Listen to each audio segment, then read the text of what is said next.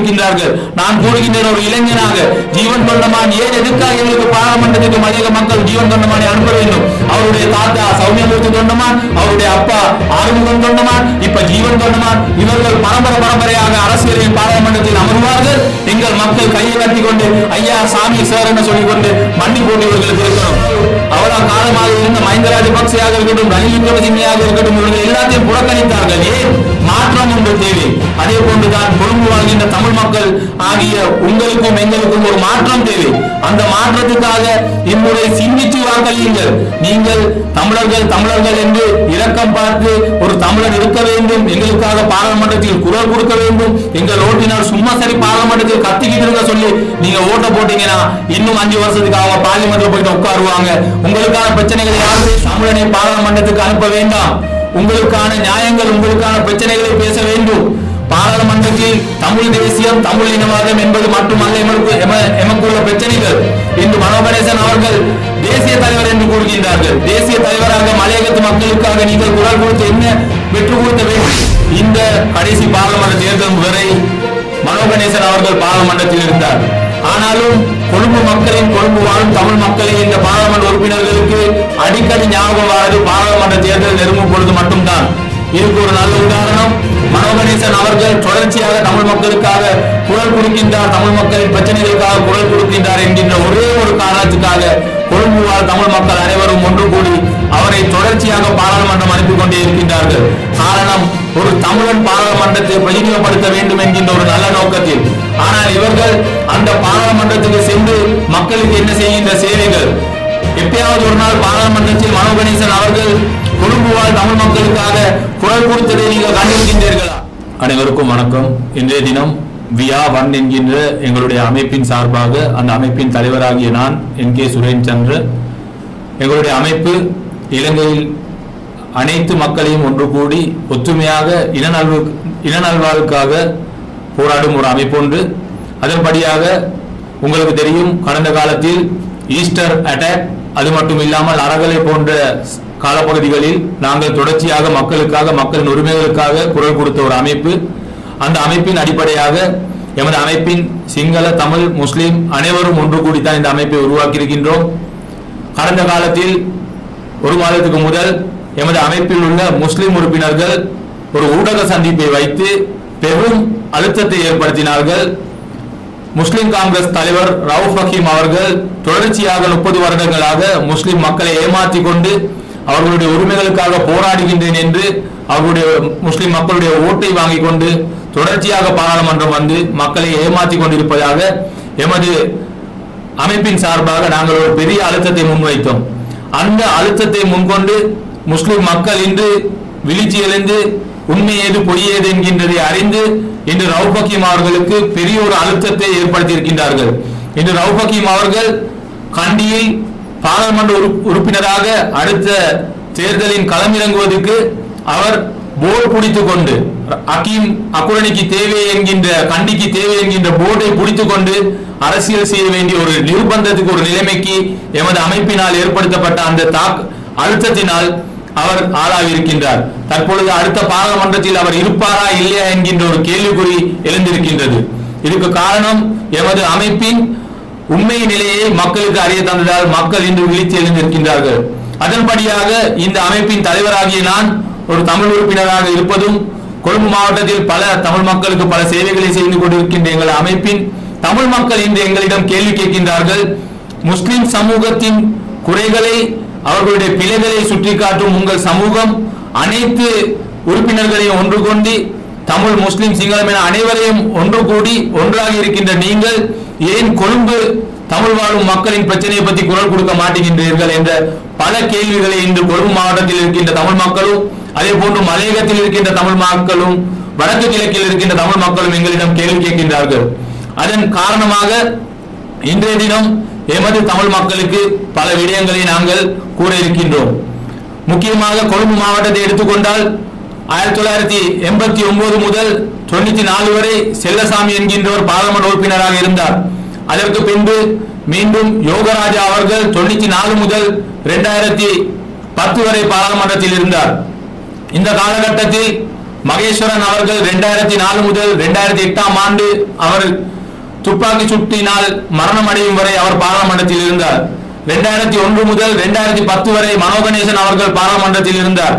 அதுக்கு பிறகு மீண்டும் 2010 முதல் 15 வரை யோகராஜா அவர்கள் பாராளுமன்றத்தில் இருந்தார். மீண்டும் 2015 முதல் இந்த கடைசி பாராளுமன்ற தேர்தல் வரை மனோகணேசன் அவர்கள் பாராளுமன்றத்தில் இருந்தார். ஆனாலும் கொழும்பு மக்களின், கொழும்பு வாழும் தமிழ் மக்களை இந்த பாராளுமன்ற உறுப்பினர்களுக்கு அடிக்கடி ஞாபகம் வாரது பாராளுமன்ற தேர்தல் நெருங்கும் பொழுது மட்டும்தான். இதுக்கு ஒரு நல்ல உதாரணம், மனோகணேசன் அவர்கள் தொடர்ச்சியாக தமிழ் மக்களுக்காக குரல் கொடுக்கின்றார், தமிழ் மக்களின் பிரச்சனைகளுக்காக குரல் கொடுக்கின்றார் என்கின்ற ஒரே ஒரு காரணத்துக்காக கொழும்பு வாழ் தமிழ் மக்கள் அனைவரும் ஒன்று கூடி அவரை தொடர்ச்சியாக பாராளுமன்றம் அனுப்பி கொண்டே இருக்கின்றார்கள். காரணம், ஒரு தமிழன் பாராளுமன்றத்தை பிரதிநிதிப்படுத்த வேண்டும் என்கின்ற ஒரு நல்ல நோக்கத்தில். ஆனால் இவர்கள் அந்த பாராளுமன்றத்துக்கு சென்று மக்களுக்கு என்ன செய்கின்ற சேவைகள்? எப்பயாவது ஒரு நாள் பாராளுமன்றத்தில் மனோகணேசன் அவர்கள் கொழும்பு வாழ் தமிழ் மக்களுக்காக குரல் கொடுத்ததை நீங்கள் கண்டிருக்கின்றீர்களா? கொழும்பிலே தற்பொழுது கொழும்பு தெமடகொட சமந்தா தோட்டம் என்கின்ற ஒரு தோட்டத்தில் பின்புறத்தில் இருக்கின்ற 6 வருடத்துக்கு குறைந்தது 3 முறை வெள்ளம் வருகின்றது. அந்த வெள்ளம் வருகின்ற ஒவ்வொரு தருணத்திலும் அந்த வீடு சுமார் 200-300க்கு மேற்பட்ட வீடுகள் மழை நீரால் அவர்கள் பெரும் அசௌகரியத்தை ஏற்படுத்துகின்றார்கள், மோன் கொடுக்கின்றார்கள். ஆனால் மனோகணேசன் பாராளுமன்றத்தில் இது பற்றி பேசினாரா? கொழும்பு சமந்தா தோட்டத்துக்கு பின்பு இதே நிலைமை இருந்தது. அதே போன்று சாஸ்புர பிளாட்ஸ், அதுக்கு பின்னாலும் குடிசை வீடுகள் இருக்கின்றது, அங்கேயும் இதே நிலவரம் தான். மனோகணேசன் இதுக்கெல்லாம் குரல் கொடுத்தாரா? உங்களுக்கு தெரியும், கடந்த ஈஸ்டர் தாக்குதலின் பொழுது கொழும்பு கொச்சிக்கடையில் எமது தமிழ் மக்கள் தமிழ் பேரின் பொழுது சுமார் 60-70க்கு மேற்பட்ட எங்களுடைய தமிழர்கள் உயிரிழந்தார்கள். பாராளுமன்றத்திலோ அல்லது வெளியிலோ எங்கேயாவது ஒரு இடத்தில் மனோகணேசன் இதுக்காக குரல் கொடுத்தாரா? எமது தமிழ் மக்களுக்காக அவர் அவர்களுடைய உரிமைகளுக்காக பேசினாரா? இல்லை, அவர் பேசவில்லை. அதே போன்று கடந்த காலத்தில் வெள்ள வேனில் கடத்தி சென்ற எமது இளைஞர்களை உண்மையில் கடத்தி சென்றவர்கள் யார்? இதுக்கு நியாயம் என்ன? இதை செய்தவர்கள் யார் என இன்னும் அவர் கேள்வி கேட்கிறாரா? கேட்கவில்லை. அது மட்டுமல்ல, அவிசாவிலே தமிழ் மக்கள் வசிக்கின்றார்கள் கொழும்பு மாவட்டத்தில், அவர்களுக்காக இவர் என்ன செய்தார்? இதே போன்ற பல கேள்விகள் இருக்கின்றது. எமது தமிழ் மக்கள் அடிக்கடி அவர்கள் யோசிப்பது, ஒரு தமிழன் பாராளுமன்றத்தில் இருக்க வேண்டும் என்கின்ற ஒரு நல்ல நோக்கத்தில் இவருக்கு ஓட்டை போட்டுக் கொண்டிருக்கின்றார்கள். தயவு செய்து மக்களே, இந்த முறை எழுதுங்கள், இந்த முறை எழும்புங்கள், தெளிவாக இருங்கள். நாங்கள், நீங்கள் எல்லோரும் போடுகின்ற ஒவ்வொரு ஓட்டும் ஒரு தமிழன் பிரதிநிதிப்படுத்த வேண்டும் என்பதற்காக தமிழனை பாராளுமன்றத்துக்கு அனுப்ப வேண்டாம். உங்களுக்கான நியாயங்கள், உங்களுக்கான பிரச்சனைகளை பேச வேண்டும். பாராளுமன்றத்தில் தமிழ் தேசியம், தமிழ் இனவாதம் என்பது மட்டுமல்ல எமக்குள்ள பிரச்சனைகள். இன்று மனோகணேசன் அவர்கள் தேசிய தலைவர் என்று கூறுகின்றார்கள். தேசிய தலைவராக மலையகத்து மக்களுக்காக நீங்கள் குரல் கொடுத்து என்ன பெற்றுக் கொடுத்த வெற்றி? இன்று கிழக்கு மாகாணத்துக்கு சென்றால் எமது தமிழ் முஸ்லிம் மக்கள் வசிக்கின்றார்கள். அவர்கள் யானை பிரச்சனைகளால், அசௌகரியங்களால் இருக்கின்றார்கள். அவர்களுக்கான தனித்துவமான பிரச்சனைகள் இருக்கின்றது. அதுக்காக நீங்கள் என்ன குரல் கொடுத்தீர்கள்? நீங்கள் யுத்த காலத்தில் தமிழ் மக்களுக்காக செய்த சேவையை ஒரு நன்றியுள்ள தமிழனாக நான் மறக்கவில்லை. ஆனாலும் அந்த காலம் முடிந்துவிட்டது. இப்போது இருக்கின்றது அந்த யுத்த காலகட்டம் இல்லை. இப்போது ட்ரெண்டிங் மாறிவிட்டது. தற்போது அறநிலைக்கு பின்பு மக்களுடைய பிரச்சனைகள் வேறு திசையில் போய்கொண்டிருக்கின்றது. மனோகணேசன் அவர்களை நேரடியாக சந்தித்த பொழுது கூட நான் அவர்கிட்ட கேட்டேன், ஈஸ்டர் அட்டாக்கின் பொழுது கொச்சிக்கடை அந்த தேவஸ்தானத்தில் நடந்த குண்டு தாக்குதல், மட்டக்களப்பில் நடந்த குண்டு தாக்குதல் எமது தமிழ் மக்கள் உயிரிழந்தார்கள். அவர்களுக்காக ஏன் நீங்கள் இன்னும் குரல் எழுப்பவில்லை? இல்லை, எழுப்ப வேண்டும், அதுக்கு நேர காலம் வர வேண்டும் என்றார். அதே மாதிரி அவர் எந்த இடத்திலும் அது சம்பந்தமாக இதுவரைக்கும் சரியான குரலை எழுப்பவில்லை. அந்த குண்டை வைத்தவர்கள் யார் என இன்று காதினால் அவர்கள் போராடுவது போல் மனோகணேசனும் தமிழ் உறுப்பினர்களும் போராட வேண்டும். ஏனென்றால் அந்த குண்டு தாக்குதலில் இறந்தவர்கள் எமது தமிழ் மக்கள். ஆனால் இவர்கள் பேச மாட்டேங்கின்றார்கள். வடக்கு கிழக்கில் உள்ள பிரச்சனைகள் டிஎன்ஏ மட்டும் பார்த்து கொண்டிருக்கின்றது. ஆனால் இவர்களுக்கு பாராளுமன்றத்தில் சென்று ஏதாவது பிரச்சனை என்று வரும் பொழுது மலையகம், கிழக்கு, வடக்கு, கொழும்பு என பிரித்துக் கொள்கின்றார்கள். மனோகணேசன் அவர்கள் தமிழ் முற்போக்கு கூட்டணியின் தலைவராக இருக்கின்றார் தானே, அவருக்கு முடியும் என்றால் அவருடைய கட்சி சார்பில் கொழும்பில் போட்டியிட்டு வெற்றி பெறலாம். ஆனால் வெற்றி பெற முடியாதனால் தான் அவர் இன்று எஸ்ஜேபி என்கின்ற ஐக்கிய மக்கள் சக்தியுடன் இணைந்து போட்டி போடுகின்றார். உங்களுக்கு தெரியும், மனோகணேசன் ஒரு லீடராக இருந்து கொண்டு ரவுப் ஹக்கீமாக இருக்கட்டும், மனோகணேசனாக இருக்கட்டும், இவர்கள் 2 பேரும் தமிழ் மக்களுக்கும் முஸ்லிம் மக்களுக்கும் அவர்களுடைய உரிமைகளுக்காக போராடுகின்றோம் என்ற கட்சியை வைத்துக் கொண்டு பேசிக் கொண்டிருக்கின்றார்கள் ஒழிய இரண்டாவது செகண்டரி லீடர்ஷிப் இவர்கள் உருவாக்கி இருக்கின்றார்களா? இந்த அரசியல்வாதிகளுக்கு பிச்சைக்காரனின் புண் தேவை பிச்சை கேட்பது போல் இவர்களுக்கு எந்த நாளும் முஸ்லிம் மக்களுடைய பிரச்சனை, தமிழ் மக்களுடைய பிரச்சனை என்று தேவை இவர்களுக்கு இந்த பிரச்சனையை வச்சுக் கொண்டே தான் அரசியல் செய்து கொண்டிருக்கிறார். அதனால் அன்புடன் கேட்டுக்கொள்கின்றோம், தமிழ் மக்களுக்கு இம்முறை நன்றாக வீழ்ச்சி அடையுங்கள். மனோ கணேசன் அவர்களுக்கு கொழும்பு மாகாண சபையில் 10 உறுப்பினர்கள் இருந்தார்கள். அந்த 10 உறுப்பினர்களுக்கும் மாநகர சபையின் மூலமாக கொழும்பு மாவட்டத்தில் வசிக்கின்ற, கொழும்பு தலைநகரில் வசிக்கின்ற உங்களுக்கு கிடைத்த அந்த வரப்பிரசாதங்கள் என்ன? ஒரு உறுப்பினருக்கு 30 தையல் மெஷின் இயந்திரம் படி ஒரு வருடத்துக்கு 3 முறை கொடுத்திருக்கின்றார்கள். புத்தக பாடசாலைகள் கொடுத்திருக்கின்றார்கள். நீங்கள் ஓட்டு போட்டீர்கள் என்றால் உங்களுக்கு இதெல்லாம் கிடைத்ததா பாமர மக்களுக்கு? ஆனால் இதெல்லாம் கேள்வி கேட்பதற்கு யாரும் இல்லை. அதனால் தொடர்ச்சியாக தமிழ் இனவாதம், தமிழ் தேசியவாதம், தமிழர்களின் உரிமை, தமிழர்கள் உரிமைகளுக்காக நாங்கள் தான் குரல் கொடுத்தோம் என்று உங்கள் வீட்டு வாசல் முன்னாடி வந்து நிற்கின்ற எமது தமிழ் அரசியல்வாதிகளை பற்றி நன்றாக சிந்தியுங்கள். தொடர்ச்சியாக தற்பொழுது சிங்கள மக்களை இந்த நாட்டில் ஒரு மாற்றம் வேண்டும் என பல அரசியல்வாதிகளை இன்று வெளியில் விரட்டி இன்று ஒரு புதிய மாற்றத்தை இந்த நாட்டுக்குள் கொண்டாந்திருக்கின்றார்கள். காரணம், நீங்கள் தயவு செய்து உங்களுடைய வீட்டின் மைய வீடுகளுக்கு அந்த அரசியல்வாதிகள் வந்தார், எங்கள் வீட்டின் திருமண வீட்டுக்கு இவர் வந்தார், எங்கள் வீட்டில் நல்லது கெட்டதுக்கு வந்தார் என்று சிந்தித்து நீங்கள் ஓட்டு போனதை ஒரு புறமாக ஒதுக்கி வையுங்கள். இந்த நேரத்தில் நன்றாக சிந்தியுங்கள். ஒரு தமிழர் பாராளுமன்றத்துக்கு சென்றால் அவர் உரிமைகளை மட்டும் பேசக்கூடாது. அவர் கொழும்பு மாவட்டத்தில் மக்களுடைய பிரச்சனைகளை பார்க்கணும். இன்று கொழும்பு, வெள்ளவத்த, பம்பல்பீட்டிய, கொல்பிட்டி ஆகிய பிரதேசங்களில் தனவந்த தமிழர்கள் இருக்கின்றார்கள். அவர்கள் பாராளுமன்ற தேர்தலோ அல்லது எந்த தேர்தல் வந்தாலும் ஒரு தமிழருக்கு ஓட்டளிக்க வேண்டும், வாக்களிக்க வேண்டும் என்கிற நல்ல எண்ணத்தில் போயிட்டு வாக்களித்து வருகின்றார்கள். ஆனால் நீங்கள் இருப்பது சுகபோகமான ஒரு வாழ்க்கை. அதுக்கு பின்புறமாக கொஞ்சம் இங்கே வந்து பாருங்கள். திமடகொட, சமந்தாவத்த, பொரல்ல, நாராயண்பீட்ட, அதே மாதிரி கொலநாடுல கம்பி கொட்டுவ, தமிழ்நாடு ஆகிய இந்த பிரதேசங்களில் மிகவும் ஏழ்மையான மக்கள் வசிக்கின்றார்கள். இவர்களுக்கு பாராளுமன்ற மூலியமாக என்ன கிடைத்த வரப்பிரசாதங்கள்? அவர்கள் இன்றும் அந்த மலையில் அடிபட்டு கொண்டு வீதியோரத்தில் வீடுகளை கட்டிக்கொண்டு சரியான வீடமைப்பும் இல்லாமல் இந்த மக்கள் பெரும் அசோகர்களுக்கு முகம் கொடுக்கிறார்கள். ஆனால் பலர் ஒரு தமிழன் பாராளுமன்ற உறுப்பினராக வேண்டும் என்கின்ற ஒரு நல்ல நோக்கத்தில் எல்லோரும் ஓட்டை அளித்துக் கொண்டிருக்கின்றோம். ஆனால் இதில் அந்த ஓட்டை வாங்கிக் கொண்டு பாராளுமன்றம் செல்கின்ற எங்களுடைய உறுப்பினர்கள் அங்கே சென்று பல கட்சி தலைவர்களுடன் டீல் போட்டுக்கொண்டு எனக்கு கொழும்பில் இவ்வளவு தமிழ் ஓட்டு இருக்கின்றது, எனக்கு மலையகத்தில் இவ்வளவு தமிழ் ஓட்டு இருக்கின்றது, எனக்கு வடக்கில் இருக்கின்றது, கிழக்கில் இருக்கின்றது என்று அவர்களுடைய சுகபோகமான வாழ்க்கையை தான் அவர்கள் முன்கொண்டு போகிறார்கள் ஒழிய தமிழ் மக்களுக்காக என்ன செய்த நன்மை? இன்று கொழும்பு மாவட்டத்தில் மொரட்டுவையில் இருந்து வத்தல பேலியோட மட்டும் அந்த கடற்கரையில் வரையில் தமிழ் மக்கள் வசிக்கின்றார்கள். அதே போன்று அனிசாவில், கொலனாவ ஆகிய பிரதேசங்களில். ஆனால் தேர்தல் வருகின்ற காலப்பகுதிகளுக்கு மட்டும்தான் எங்களுடைய தமிழ் அரசியல்வாதிகள் அவர்களுடைய கதவை தட்டுகின்றார்கள். நான் இன்னும் கூற வேண்டும் என்றால், மனோ கணேசன் அவர்கள் கடந்த 2015ஆம் ஆண்டு பாராளுமன்ற தேர்தலின் பொழுது குகவர்தன் என்கின்ற ஒரு இளைஞனை அறிமுகப்படுத்தினார். ஆனால் அவரால் வெற்றி பெற முடியவில்லை. அதுக்கு பின்பு 2020ஆம் ஆண்டு வி ஜனகன் என்கின்ற ஒரு இளைஞரை அறிமுகப்படுத்தினார். அவராலும் வெற்றி பெற முடியவில்லை. இம்முறை லோசன் என்கின்றவரை முன்னிறுத்திருக்கின்றார்.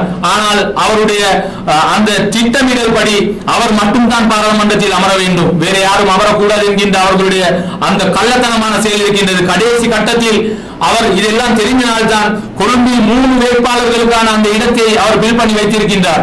இல்லவென்றால் அவருக்கு சிந்திச்சு முடிவெடுக்க எதுக்கு 3 பேர்? எங்களுக்கு 2 உறுப்பினர்கள் இருந்தால் காணும். கொழும்பு மாவட்டத்தில் மனோ கணேசனும், அதே போன்று தற்பொழுது கொழும்பு மாநகர சபையிலிருந்து பயணத்தை ஆரம்பித்து ஐக்கிய மக்கள் சக்தியுடன் தொடர்ந்து பயணிக்கின்ற ராம் அவர்களும் இந்த இருவரையும் மட்டுமே கேட்டிருந்தால் கூட 2 பாராளுமன்ற உறுப்பினர்களை பெற்றுக்கொள்ள இருந்தது. ஆனால் மனோ கணேசன் அவருக்கு தெரியும், ஒரே ஒரு பாராளுமன்ற உறுப்பினர் தான் கொழும்புக்கு தேவை, அது நானாகத்தான் இருக்க வேண்டும், அது மனோ கணேசனாகத்தான் இருக்க வேண்டும் என்கின்ற அந்த கெட்ட எண்ணத்தில் தான் அவர் தொடர்ச்சியாக தனியாக போட்டி போட்டு அவருக்கு போட்டியாக வரக்கூடாது என்கின்ற ஆட்களை அவர் அறிமுகப்படுத்துகின்றார். இல்லவென்றால் அவர் கூட இருக்கின்ற தற்பொழுது அவருடன் அவருடைய கட்சிக்காக போராடுகின்ற, கட்சிக்காக வேலை செய்கின்ற குருசாமியாக இருக்கட்டும், பாலசுரேஷாக இருக்கட்டும், அதே போன்று பல மாநகர சபை உறுப்பினர்கள் இருக்கின்றார்கள். அவர்களை அவருக்கு அறிமுகப்படுத்த இருந்துச்சு. ஆனால் அவர் கடைசி நேரத்தில் லோசன் அவர்களை ஏன் அறிமுகப்படுத்தினார் என்றால் அவருக்கு தெரியும், ஓடுகின்ற ஒரு குதிரையை போட்டுவிட்டால் அவருக்கு அந்த இடத்தில் வாய்ப்பு கிடைக்காது. அதனால் ஓடாத ஒரு குதிரையை போட்டு கடைசி நேரத்தில் அந்த குதிரையை கலட்டிவிட வேண்டும். கலட்டி விட்டால் தான் மனோ கணேசனுக்கு மட்டுமே பாராளுமன்றத்துக்கு செல்ல முடியும் என்கின்ற அந்த கெட்ட நோக்கத்தினால் தான் அவர் தொடர்ச்சியாக இவ்வாறான செய்து கொண்டிருக்கின்றார். எங்களுடைய தமிழ் மக்கள் தற்பொழுது கேள்விக்கு மேல் கேள்வி கேட்கின்றார்கள். கொழும்பு மக்களுக்காக உங்கள் அமைப்பு என்ன குரல் கொடுத்தது என்று. அதனால் தான் இது எல்லாத்தையும் தெளிவாக கூறுகின்றேன். தயவு செய்து மக்களே, இம்முறை பாராளுமன்ற தேர்தலை நீங்கள் வாக்களிக்கும் பொழுது சிந்திச்சு வாக்களியுங்கள். உங்களுக்கான கொழும்பு மாவட்டத்தில் 3 உறுப்பினர்கள் தமிழ் உறுப்பினர்கள் இருக்கின்றார்கள். அந்த தமிழ் உறுப்பினர்களில் இளைஞர்களுக்கு வாய்ப்பு கொடுங்கள். தொடர்ச்சியாக 5-6 முறை தோல்விக்கு மேல் தோல்வி அடைந்து ராம் என்கின்ற ஒருவர் தொடர்ச்சியாக பயணத்தில் இருக்கின்றார். அவரை பற்றி சிந்தித்து பாருங்கள். ரோஷனை பற்றி சிந்தித்து பாருங்கள். ஏன் நீங்கள் பழைய ஆட்களையே மீண்டும் மீண்டும் மீண்டும் மீண்டும் பாராளுமன்றத்தில் வைத்து அழகு பார்க்கின்றீர்கள்? என்ன நடந்தே நல்லது? இன்று சிங்கள மக்கள் இந்த நாட்டில் ஒரு மாற்றம் வேண்டும் என்கின்ற ஒரு தேவையினால் அவளா காலமாக இருந்த மஹிந்த ராஜபக்சேயாக இருக்கட்டும், ரணில் விக்ரமசிங்கயாக இருக்கட்டும், இவர்கள் எல்லாத்தையும் புறக்கணித்தார்கள். ஏன்? மாற்றம் ஒன்று தேவை. அதே போன்றுதான் கொழும்பு வாழ்கின்ற தமிழ் மக்கள் ஆகிய உங்களுக்கும் எங்களுக்கும் ஒரு மாற்றம் தேவை. அந்த மாற்றத்துக்காக இம்முறை சிந்தித்து வாக்களியுங்கள். நீங்கள் தமிழர்கள் என்று இரக்கம் பார்த்து ஒரு தமிழன் இருக்க வேண்டும், எங்களுக்காக பாராளுமன்றத்தில் குரல் கொடுக்க வேண்டும், எங்கள் ஓட்டினால் சும்மா சரி பாராளுமன்றத்தில் கத்திக்கிட்டு இருக்க சொல்லி நீங்க ஓட்ட போட்டீங்கன்னா இன்னும் 5 வருஷத்துக்கு அவங்க பார்லிமெண்ட்ல போயிட்டு உட்காருவாங்க. உங்களுக்கான பிரச்சனைகளை யார் பேசுவாங்க? உங்களுக்கான உரிமைகளை பாராளுமன்றத்தில் யார் பெற்றுக் கொடுப்பாங்க? மனோ கணேசன் அவர்கள் எதிர்கட்சியில் இருந்தார். ஆனாலும் அவருக்கு பாராளுமன்றத்தில் குரல் கொடுத்து இன்று கொழும்பில் வசிக்கின்ற பல மக்களுக்கு, வீடு இல்லாத மக்களுக்காக குரல் கொடுத்து வீடு எடுத்து கொடுத்தறிஞ்சு அதுக்கு தான் ஐயா உங்களை பாராளுமன்றத்துக்கு இவங்க அனுப்புறாங்க. அங்க போயிட்டு நீங்க சிங்களத்துல பேசுறீங்க, உங்களுடைய மற்ற பிரச்சனைகளை மட்டும்தான் பேசுறீங்களே ஒழிய கொழும்பில் வசிக்கின்ற தமிழ் மக்களுக்காக நீங்க என்ன குரல் கொடுத்தீங்க? இல்ல தேசிய தலைவராக நீங்க மலையகத்துக்கு சென்று மலையக மக்களுக்காக என்ன குரல் கொடுத்தீங்க? கிழக்கு மாகாணத்துல இன்னைக்கு தமிழ் மக்கள் வசிக்கிறாங்க, வடக்குல வசிக்கிறாங்க, அவர்களுக்காக என்ன குரல் கொடுத்தீர்கள்? நீங்கள் ஒண்ணுமே செய்யாமல் 5 வருடத்துக்கு ஒருக்கா மக்கள் மத்தியில் வந்து நான் ஒரு தமிழன் பாராளுமன்றத்தில் இருக்க வேண்டும் என ஓட்டு போடுங்கள் என கேட்கிறீர்களே ஒழிய மக்களுக்காக என்ன நன்மை செய்தீர்கள் என்று நீங்களே சிந்தித்து பாருங்கள். அதனால் இந்த முறை கொழும்பு மாவட்டத்தில் இருக்கின்ற அனைத்து மக்களிடமும் அன்புடன் பண்புடன் நாங்கள் கேட்டுக்கொள்வது, சிந்தித்து வாக்களியுங்கள். மீண்டும் மீண்டும் அனுதாபத்துக்காக ஒரு தமிழன் வேண்டும் என்கின்ற நோக்கத்துக்காக நீங்கள் யாரையும் பாராளுமன்றத்துக்கு அனுப்ப வேண்டாம். சிந்தித்து சரியான நபர்களை பாராளுமன்றத்துக்கு தெரிவு செய்யுங்கள் என்று கேட்டுக்கொள்கின்றேன். காரணம், இது மாற்றத்தினான ஒரு வருடம். நாடே இன்று மாறிக்கொண்டிருக்கின்றது. அதனால் தமிழர்கள் ஆகிய நீங்களும் மாற்றத்தை தேடி அடுத்த கட்டத்தை நோக்கி செல்வதற்கான இந்த முயற்சிக்கு கை கொடுங்கள். தயவு செய்து சரியாக சிந்தித்து சரியான நபர்களை பாராளுமன்றத்துக்கு அனுப்புங்கள். மனோ கணேசன் ஆகியவர் தொடர்ச்சியாக அரசியல் சூழ்ச்சிகளை வீழ்த்திக் கொண்டு அவர் மட்டுமே பாராளுமன்றத்தில் அமர வேண்டும் என்கின்ற ஒரு நோக்கத்தினால் அவர் இந்த பயணத்தை எடுத்து செல்கின்றார். நான் நேற்றைய தினம் ஒரு தனியார் ஊடகத்தில் கண்டேன். அவர் கூறுகின்றார், தமிழ் முற்போக்கு கூட்டணிக்கு மலையகத்தில் வாக்களியுங்கள், அல்ல என்றால் இலங்கை தமிழாளர் காங்கிரசுக்கு, தொழிலாளர் காங்கிரசுக்கு வாக்களியுங்கள் என்று சொல்றார். இதிலே தெரிகின்றது அவர் இருக்கின்ற கட்சிக்கும் அவர் நேர்மையாக இல்லை. அவர் எஸ்டிபி சஜித் பிரேமதாசை பிரதிநிதிப்படுத்திக் கொண்டிருக்கின்ற அவர் கூறுகின்றார், அவருடைய கட்சிக்கு போடவில்லை என்றால் நீங்கள் இலங்கை தொழிலாளர் காங்கிரசுக்கு போடுங்கள் என்றார். அவர் இருக்கும் இடத்திலே அவர் நியாயமாக நடந்து கொள்ள மாட்டுகின்றார் என்பது இந்த ஒரு விடயத்திலே தெரிகின்றது. மலையகத்து மக்கள் பாவம் என்று அவருடைய சம்பள பிரச்சனைகளுக்காக 200 வருடமாக மலையகத்தில் வசித்து காலாகாலமாக அவர்கள் பல அசௌகரியங்களுக்கு முகம் கொடுக்கின்றார்கள். நான் கூறுகின்றேன், ஒரு இளைஞனாக ஜீவன் தொண்டமான் ஏன் எதுக்காக எங்களுக்கு பாராளுமன்றத்துக்கு மலையக மக்கள் ஜீவன் தொண்டமானை அனுப்ப வேண்டும்? அவருடைய தாத்தா சௌமியமூர்த்தி தொண்டமான், அவருடைய அப்பா ஆறுமுகம் தொண்டமான், இப்ப ஜீவன் தொண்டமான், இவர்கள் பரம்பரையாக அரசியலில் பாராளுமன்றத்தில் அமர்வார்கள்.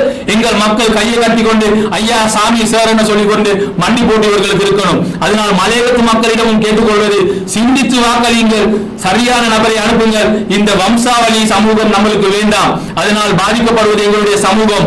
அன்று இருந்த காலம் வேற சார் மாத்தியா நோனான்னு சொல்லி இருந்த காலம் வேற.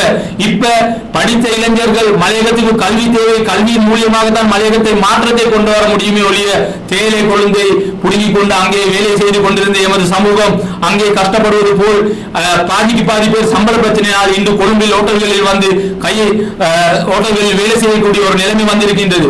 இன்றைக்கு கொழும்பில் இருக்கிற சிங்கள மக்களுக்கு வீட்டுக்கு ஒரு ஆள் தேவை, வேலைக்கு தேவை என்றால் டக்கென்று நினைவு வருது.